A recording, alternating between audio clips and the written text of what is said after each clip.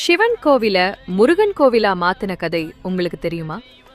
அகஸ்திய முனிவரால் மணலால் பிடித்து வழிபட்ட இருவாலுக நாயகர் சிவபெருமான் அமர்ந்த ஸ்தலம்தான் இந்த அருள்மிகு திருவிலஞ்சிக்குமாரர் திருக்கோயில்.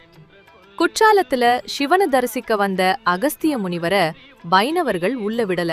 உடனே அகஸ்தியர் இளஞ்சி வந்து மணலால் லிங்கம் செஞ்சு வழிபட்டு அப்புறம் குற்றாலத்துல விஷ்ணுவ சிவனா மாத்தினதா வரலாறு சொல்லுது. தென்காசியிலிருந்து குற்றாலம் செல்லும் வழியிலேயே வெறும் 3 கிலோமீட்டர் தொலைவில் அமைந்திருக்கிறது இந்த இலஞ்சி. திருவிலஞ்சிக்குமாரருக்கு செவ்வாய்க்கிழமை அல்லது கார்த்திகை நட்சத்திரத்துல வந்து பாலபிஷேகம் செஞ்சு செவ்வரளி மாலை சாத்தி வழிபட்டா திருமண தடைகள் உடனே விலகும் என்பது நம்பிக்கை.